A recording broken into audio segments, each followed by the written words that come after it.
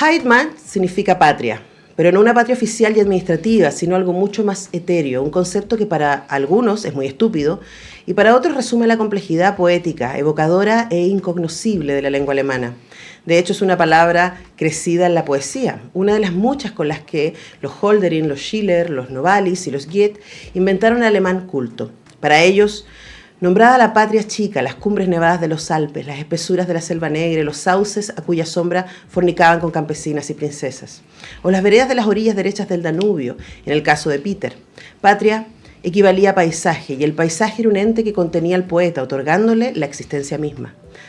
La Heimat no se distinguía mucho de la tierra de un tiesto, y quienes la cantaban sentían los pies hundidos en ella. La palabra no habría dejado de ser un mero problema de rima para los poetas si no se hubiera interpuesto Adolf Hitler. Los nazis la sacaron de los líderes y la incrustaron en sus discursos, vociferándolas por todas partes. Cargaron tanques y ametralladoras con ella, hasta volverla odiosa, como tantas otras palabras románticas. El nazismo también arrasó con la lengua alemana, está bien estudiado. Tras la guerra, Heimat quedó en el vocabulario de los cursis, los folcloristas de pantaloncito corto y sombrero y los vendedores de postales en refugios alpinos. Pero últimamente había vuelto. De eso y más, de la patria grande y la patria chica. Es de lo que se tratan Los alemanes, del periodista y escritor Sergio Molino, quien tiene, yo si me dedicara a leer la cantidad de premios que tiene por cada una de sus novelas, pasaríamos la mitad de la entrevista, así que solo voy a decir que esta novela, Los alemanes, ganó el premio Alfaguara 2024, uniéndose una lista de grandes novelas que esta editorial premia cada año y que va a ser presentada esta tarde a las 19 horas en el Centro Cultural de España. Sergio, gracias por estar en el estudio, muy bienvenido. Encantadísimo, gracias por invitarme. Bueno, feliz de que estés acá. Y Los alemanes parte con un dato histórico que es bien curioso, del que sí en España no se sabe qué decir acá, ¿no? Que es que antes de la Primera Guerra Mundial existió un grupo de alemanes que se fueron a vivir a África, ¿cierto? Que fueron parte de la colonia alemana, que se vuelve un poco mítica, habría que decir, ¿no? Ellos van a estar particularmente en Camerún y con la Primera Guerra Mundial, perdón, van a salir de ahí y van a llegar específicamente a Zaragoza, bueno, Pamplona y también Alcalá de Henares, pero esta historia ocurre en Zaragoza y es la historia de los descendientes de uno de estos alemanes y básicamente que se mueven en esta colonia. Y esta idea de una, que tú lo repites varias veces en el libro, de una Alemania inventada que ellos recrean en su imaginario y en sus costumbres, en el colegio alemán, en mantener el idioma, etcétera, en Zaragoza, y cómo los ecos de esa historia, de ese imaginario, llegan hasta el presente. Primero preguntarte por qué te apeló a ti cuando te encontraste con estos papeles y cuando supiste de esta historia, a ti como periodista y como escritor, ¿qué te apeló de esta historia? Fundamentalmente que nadie la había trabajado antes, que estaba completamente olvidada, y me sorprendió mucho porque en cuanto empecé a indagar vi que estos alemanes del Camerún que habían llegado a España en 1916 habían sido muy famosos a principios del siglo XX, ¿no? Y habían tenido muchísima presencia en la cultura popular, había habido zarzuelas, operetas, coplas, había un montón de producción periodística sobre ellos, aparecían mencionados en novelas, o sea, habían tenido una presencia muy importante, habían sido muy famosos en esa España y habían quedado completamente olvidados, ¿no? Y para mí el hecho de que nadie se hubiera reparado en ellos en 100 años, pues me estimulaba mucho para poder rescatar la historia. Ese fue el primer impulso, la curiosidad. Pero bueno, como me han ido acompañando, como realmente conocí a los descendientes, conocí a los nietos, hice amistad con algunos de ellos y la historia me fue acompañando durante años, pues la fui incorporando a mis propias obsesiones. Y la principal obsesión que yo he visto que se ha ido desarrollando a través de mi obra es el sentimiento de extranjería. Un sentimiento de extranjería que, como has leído en el capítulo sobre Heimat, trasciende mucho más allá de la pertenencia a una patria, a una nacionalidad.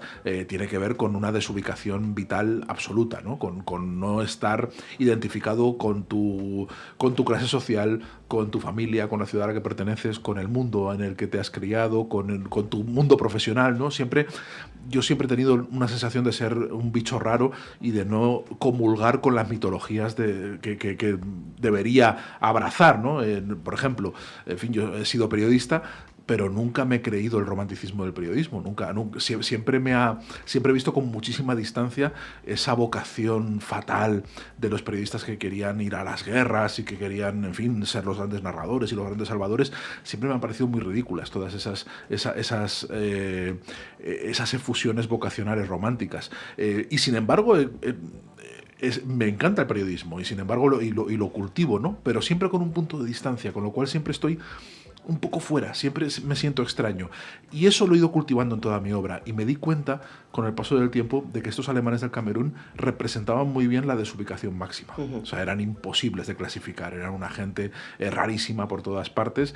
Y y la conciencia de su rareza es lo que les había llevado a una progresiva destrucción. Por eso la novela Los alemanes transcurre en la actualidad y cuenta el fin de una de esas familias, el fin de la familia Schuster, y el desmoronamiento lento, poco a poco, ¿no? Las cosas en esta novela están rompiéndose, están agrietándose, están marchitándose de ese mundo que en buena parte se ha hundido él mismo. Se ha hundido él mismo porque no ha sido capaz de mantener la ficción de que ellos viven en una Alemania inventada y que no se puede contrastar con el país real en el que viven, ¿no? que es España. Los alemanes tienen la primera mentira en el título porque los protagonistas de esta novela son españoles. Claro. Ahora, la novela se mueve y pensaba en tu mirada sobre el periodismo, ¿no? Muchas veces el periodismo y el periodismo más romántico, como tú señalas, se queda en el titular y en el gran hecho histórico, ¿no? Que tu novela parte con eso. Esto pasó, hubo este grupo de alemanes que estuvieron en la colonia en Camerún, se fueron a España en este momento y esto fue lo que pasó. Pero luego el corazón de tu novela tiene más que ver con la cita de Schubert que tú pones al final de la novela, que dice: nadie comprende el dolor del otro y nadie comprende la alegría del otro. Siempre pensamos ir hacia el otro, pero lo único que hacemos es pasar unos al lado de otros. Qué padecimiento para quien se da cuenta de esto. Ese es el corazón de la novela. Te agradezco mucho que lo señales y además que lo veas con tanta rotundidad, tanta claridad, porque sí, es lo que me preocupa a mí. O sea, todo esto que hablamos es el trasfondo histórico, pero podríamos sustituirlo por otro trasfondo. Claro. Es decir, al final es el escenario donde los personajes se van a mover, ¿no? Y van a interactuar y van a desarrollar su historia. A mí lo que me interesaba era escribir una novela familiar y una novela de silencios, una novela de incomprensiones constantes sobre ese fondo. Es verdad que el fondo histórico ayuda mucho, ¿no? Para crear esa sensación de tragedia o de drama o de decadencia, ¿no? Pero lo importante es lo que no se dicen los personajes. Lo importante son los silencios y cómo articulan una serie de incomprensiones unos con otros. Y por eso vertebré la novela con una serie de 4 voces polifónicas que se van alternando, ¿no? Hay 4 narradores, cuatro personajes que van narrando la historia, cada uno a su manera y desconociendo lo que hace el otro. O sea, y siempre equivocándose con las intenciones del otro. Entonces, el lector es el único que sabe hasta qué punto se equivocan todos los personajes, ¿no? Para mí es muy importante que se subraye esa incomprensión. Hay un montón de cosas que querrían decirse los personajes y nunca se dicen. Lo sabe el lector, pero los personajes entre sí no lo saben, ¿no? Sí, y es muy doloroso también, porque es como, era cosa de sentarse y conversar, ¿no? Y en algunos casos eso es imposible, porque la novela parte con un funeral, sí, y termina con un funeral, y lo curioso es que a pesar de que tú dices que la novela retrata este momento de decadencia, ¿no? De este imaginario que se tiene respecto a los alemanes de Camerún, los 2 muertes son muertes de gente relativamente joven, que está en sus últimos 40 o principios 50, nunca lo dices, pero uno asume que más o menos están por ahí. Sí.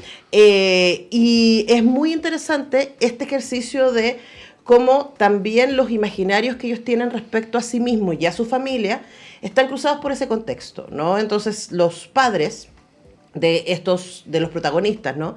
Que, insisto, están todos en sus 40s, tenían un relato respecto a sí mismo y a esta cosa épica, ¿cierto?, de los alemanes de Camerún y cómo ellos se instalaron en España sosteniendo esta Alemania imaginaria y fueron relativamente exitosos en sus negocios. Luego, ¿qué hicieron con esa plata? De eso es parte de lo que se trata el libro, ¿no?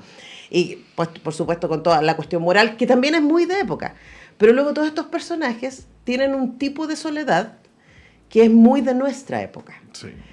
No tienen hijos, ¿cierto?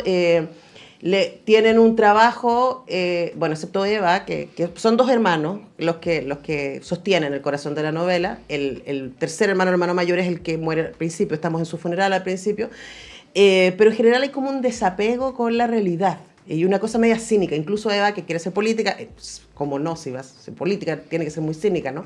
Hablemos también de ese cruce entre los vínculos y las lógicas epocales, que están súper claras en el libro. Sí, es una de las tesis de fondo, una de las ideas que sostienen la narración, ¿no? Yo creo que la familia tradicional, tal y como la conciben los Schuster, la han concebido generación tras generación, es incompatible con el mundo de hoy. Y eso es una de las razones por las cuales ese mundo se desmorona y una de las razones por las que los dos hermanos son tan desgraciados, porque han crecido en un mundo que ya no existe y cuyos valores no pueden mantener vigentes. Ellos son personajes de aquí y de ahora. Ellos son personajes que, como bien dices, pues no tienen hijos, viven solos, tienen unas ambiciones y una forma de vivir que choca radicalmente con todo aquello que les han enseñado, ¿no? y con esa familia tradicional de la cual vienen. Con lo cual, sí, de fondo podemos hablar con un discurso más ensayístico, quizá podríamos decirlo, con esa colisión, esa para mí, el terremoto enorme que ha sucedido en el siglo XX en Occidente, que es la desaparición de la familia tradicional y su sustitución por otras comunidades de afectos y por otras proyectos que pueden ser más o menos exitosos y otras veces muy fracasados, ¿no? Claro. Hay gente que se siente muy sola y gente que añora esa familia tradicional, pese a lo destructiva que pueda ser, porque ha descubierto que en la soledad y en la libertad hace mucho frío. Y que a pesar de que la familia pueda ser muy opresiva, le otorgaba un sentimiento de tribu, un sentimiento de pertenencia, un calor de hogar que no sienten en una vida libre, ¿no? Como la que están, una vida libre e individual como la que están llevando, ¿no? Creo que ese es el dilema en el que estamos viviendo hoy en día, ¿no? Sí. Que yo creo que fue muy buena la destrucción de la familia, como fue la destrucción también de otras formas de tribalismo, como las jerarquías religiosas, y hay un montón de cosas que se han ido demoliendo y que se nota, pues, por ejemplo, en la informalidad con la que vivimos, ¿no? Generalmente, que hace unas décadas pues no era así. Quiero decir, la vida pública no era tan informal. Yo no podría ir vestido como voy vestido, tendría que ir mucho más arreglado, tendría que presentarme en sociedad con unos ritos que ya no rigen hoy en día, ¿no? Eso ha sido muy bueno, pero ha traído una consecuencia negativa y ha traído las consecuencias que tienen que ver con la soledad, con el sentimiento de intemperie, el sentimiento de desamparo que mucha gente tiene. Porque es verdad que las comunidades tradicionales eran muy opresivas, pero también ofrecían ese calor.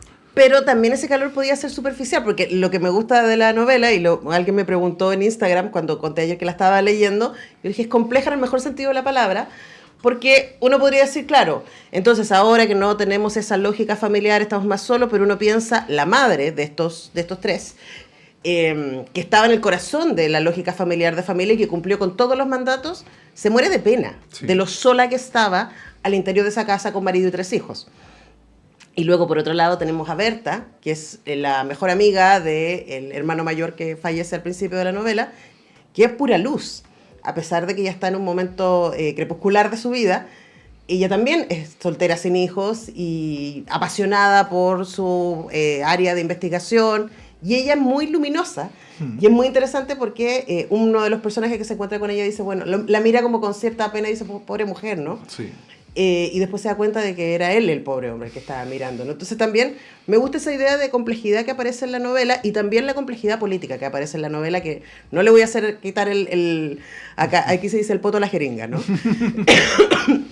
Porque uno de los núcleos de la novela tiene que ver con estos secretos familiares que ponen en juego la carrera académica del hermano y la carrera política de la mujer, porque sí, hay un grupo económico de casanazis que están buscando... Bueno, grupo económico mafiosos directamente. Derechamente, pero claro, pero en el caso de la entrada a España tiene, sí, que ver con la posibilidad de hacer negocios, etcétera, y que ponen encaje con la historia familiar, de alguna manera. Y claro, yo te preguntaba y tú escribiste esto mucho antes del último ataque de Hamás y la respuesta de Israel y lo que nos lleva tristemente ocupados y con muchísimas víctimas, y cómo eso ha ido creciendo además, pero ahí Yo creo que desde acá es más difícil entenderlo, pero en España es muy evidente y en Europa Central es muy evidente cómo esos dolores siguen haciendo eco hasta el presente.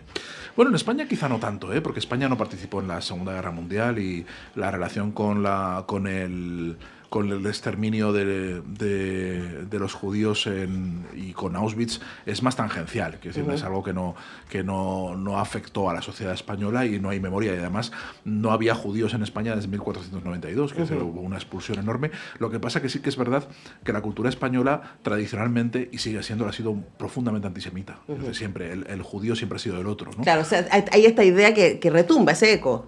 Claro, pero de una forma distinta como eran en otros países europeos, donde sí que había un odio visceral y violento contra comunidades judías que existían. En España es un eco cultural, un eco que muchas veces ni siquiera se percibe, ¿no? Pero que también lo muestras en el libro, y me pareció muy interesante que aparezca esa... Porque una de las 4 voces es Sif, que es este mafioso israelí. Sí, es un mafioso israelí que es un personaje también que yo lo he intentado concebir como un arquetipo de malvado de Marvel, quiero decir, que tiene... pero que tiene su propio argumento, sí, yo creo que eso es lo más inquietante de Sif. Él pertenece a una estirpe de cazanazis, que eran muy habituales en Israel en los años 60, que se dedicaban, gente y organizaciones que se dedicaban a detectar nazis huidos por todo el mundo y a intentar llevarlos a juicio, ¿no? Y a veces, pues, en fin, con métodos totalmente criminales. Les secuestraban y les llevaban a Israel. Solo tuvieron éxito con Adolf Eichmann, que vivía en Buenos Aires, y le secuestró el Mossad y fue el famoso juicio del año 1961 a Eichmann, que fue como el juicio al Holocausto, ¿no? Había muchas organizaciones que intentaban localizarlos. Y Sif, este personaje, es hijo de uno de esos cazanazis. Entonces él quiere seguir la obra de su padre. Él cree... Pero con métodos contemporáneos. Con métodos neoliberales. Los mismos métodos que usaba su padre también, no te creas. O sea, realmente... Claro, pero aquí en este caso tiene que ver también con chantaje económico. Claro, él no se le pone nada por delante. Él no tiene... Es un personaje amoral. Es un personaje que no tiene ningún freno a la hora de poner en marcha sus planes, ¿no? Entonces, bueno, él pertenece a una organización mafiosa y utiliza la mafia para sus fines. A él no le interesa tanto, está rodeado de gente que lo que quiere es hacer negocios y no entiende que lo que realmente quiere Sif es cazar nazis, o cazar hijos de nazis, ¿no? Y por eso pone el foco. Es una venganza. Su relato. Es un personaje puramente vengativo, que son personajes que ya empiezan a escasear en la literatura. Los vemos mucho en las películas de Marvel, y los vemos muchos en los superhéroes todavía, pero personajes vengativos ya no existen mucho porque la venganza es un sentimiento pasado de moda. No es un sentimiento... Porque todo apasionamiento es pasado de moda. No, y porque buscas justicia, porque dices, no, la justicia no es lo mismo que la venganza, ¿no? La venganza es una pulsión personal que corroe y que tiene que ver con algo íntimo, ¿no? Y el que quiere vengarse no busca justicia, ¿no? Hay un resentimiento, quiere causar un dolor enorme, no para reparar nada, sino por puro casi placer sádico, ¿no? Y Sif es vengativo. Lo que pasa es que sus argumentos pues tienen que ver con la reparación y la justicia y creo que pueden ser comprados por cualquier persona demócrata del mundo, ¿no? Pero claro, los métodos no. Claro, no, y además lo interesante es que el discurso de Sif tiene que ver también con la otredad. Y tiene que ver con mucho del corazón de los neoconservadurismos y los neofascismos contemporáneos. Que la pregunta es, o sea, mi gente vale más que esta otra, ¿no? Que fue lo mismo que los nazis pensaron. Entonces es muy interesante ver eso a la luz del neoliberalismo, decimos, ¿no? Que es desde donde él se sitúa. Como ven, la novela es compleja, tiene muchas capas, una linda cebollita, bellamente escrita. Gracias por eso, Sergio, disfruté mucho. Hay unos pasajes, como ves, ahí se lo muestro a la gente, se lo muestra a Sergio. Yo marqué cosas porque hay una reflexión de Berta sobre el sexo de nuestra edad que es como preciosa, y la compartí en Instagram. Pero insisto, a mí lo que me gustó es que la novela no se trata de eso, sino como que nos va regalando reflexiones, su discusión con Fede sobre las posibilidades de la física contemporánea y lo que están haciendo. Hermosísimo. Entonces, como ven, hay mucho juego para entrarle a los alemanes de Sergio del Molino, y este dato es maravilloso. Hoy día, a las 7 de la tarde, es el lanzamiento en el Centro Cultural de España, muy cerca acá de la radio, Metro Salvador. Usted sale, está el Centro Cultural de España justo entre medio de Eleodoro Yáñez y Rafael Cañas, y a las 30 primeras personas que lleguen se van a llevar el libro. Imagínense. Así que lleguen un poquito antes de las 7 para que puedan tener el libro, para que puedan tener la firma de Sergio, que va a estar ahí firmando el libro. No solo eso, las 30 primeras se llevan el libro y las siguientes tienen que pagar el triple. Además, imagínense que lleguen las 30 primeras, no se lo pierdan, yo ya tengo el mío. Muchas gracias, Sergio, por venir a la radio. Muchas gracias, Isabel, gracias. Nosotros vamos a la música, a la pausa y ya regresamos.